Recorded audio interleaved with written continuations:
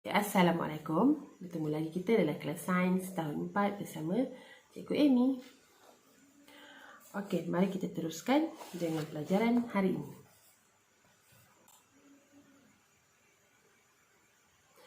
Okey, hari ini kita akan belajar tajuk sains fizikal yang mana minggu lepas kita dah belajar cahaya bergerak lurus.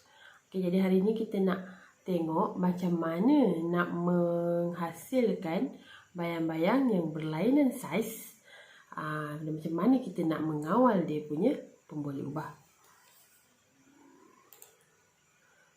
Okey, objektif pembelajaran kita pada hari ini ialah pada akhir sesi ini kamu akan dapat menyatakan faktor yang mempengaruhi bayang-bayang. Jadi kamu dikira berjaya pada sesi ini kalau dapat menyatakan dua faktor yang mempengaruhi saiz bayang-bayang. Okey, faktor yang mempengaruhi saiz bayang-bayang. Okey, mari kita lihat kanak-kanak ini bermain dengan bayang-bayang. Seronok bukan? Okey. Bukan main seronok lagi dia bermain dengan bayang-bayang. Okey, macam mana kita nak menghasilkan bayang-bayang yang besar, bayang-bayang yang kecil? Okey, jadi hari ini cikgu harap kamu dapat tengok video ni sampai habis dan lepas ni boleh cuba buat di rumah.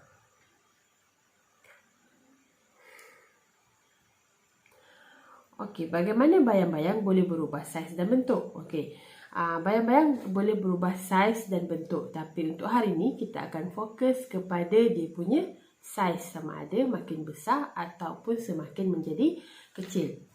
Okey. Okey, seperti yang kita dah belajar, okey, bayang-bayang terhasil apabila objek legap menghalang cahaya. Okey, dan kita tahu bahawa bayang-bayang yang terbentuk akan mengambil bentuk objek tersebut.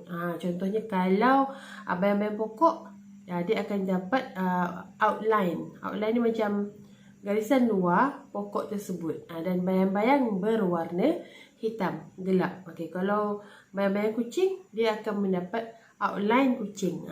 Jadi kita tahu, kita nampak bentuk bayang-bayang, kita boleh teka apakah objek yang menghalang cahaya. Okey, cumanya untuk hari ini kita nak fokuskan bagaimana bayang-bayang boleh menjadi besar dan kecil. Okey, sudah sedia? Okey, hari ini kita akan jalankan dua uji kaji ringkas yang kamu boleh buat di rumah menggunakan bahan-bahan yang ada di rumah untuk mengkaji faktor yang mempengaruhi saiz bayang-bayang. Okey, bila objek menghalang cahaya, okey, dia akan menghasilkan bayang-bayang. Jadi kita nak mengkaji apa faktor yang membolehkan bayang-bayang itu jadi besar ataupun jadi kecil. Okey, kamu boleh merujuk kepada buku teks kamu muka surat 92. Okey, dalam buku teks muka surat 92, murid sekolah ini membuat hipotesis bahawa kalau dia jauhkan lampu suluh dari objek, saiz bayang-bayang menjadi lebih kecil. Ni baru satu faktor. Dia kata kalau dia jauhkan bayang-bayang dari objek, okey, ini ialah objek dari lampu suluh. Okey, yang ni A, kita tulis A lah. Okey, yang ini pula ialah jarak antara objek dengan skrin.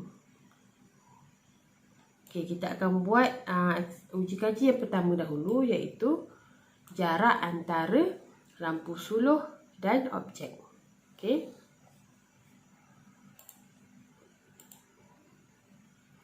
Okey, baiklah. Okey, kita lihat kepada tujuan penyiasatan. Okey, tujuan penyiasatan untuk menentukan faktor yang mempengaruhi saiz bayang-bayang.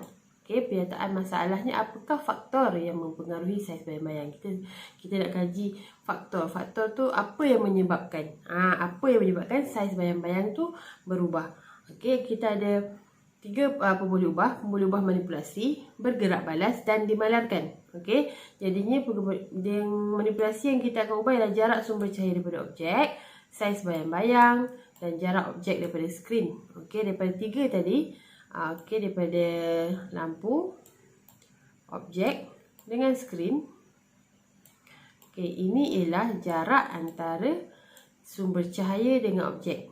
Ini sumber cahaya. Okey. Ini A. Kemudian jarak antara objek dengan skrin. Kita tuliskan pada B. Okey, jadi kita akan buat A dahulu.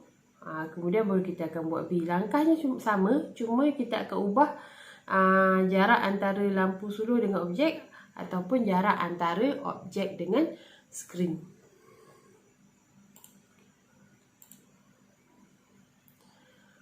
Okey. Seperti yang cikgu terangkan, terdapat dua faktor yang mempengaruhi saiz bayang-bayang. Jarak antara objek dengan sumber cahaya dan jarak antara objek dengan skrin. Okey, kita lihat satu persatu. Okey, kita akan buat uji kaji yang pertama dahulu. Okey, untuk uji kaji yang ini, kamu boleh jalankan di rumah. Okey, kalau tak ada lampu suluh, boleh buat macam cikgu buat ni. Gunakan lampu daripada telefon bimbit. Okey, kemudian boleh gunakan apa-apa aja untuk jadikan objek. Skrin boleh letak kat dinding sahaja. Kalau tak ada kertas putih, ambil je buku kamu untuk dijadikan putih. Ataupun boleh pancar sahaja pada dinding.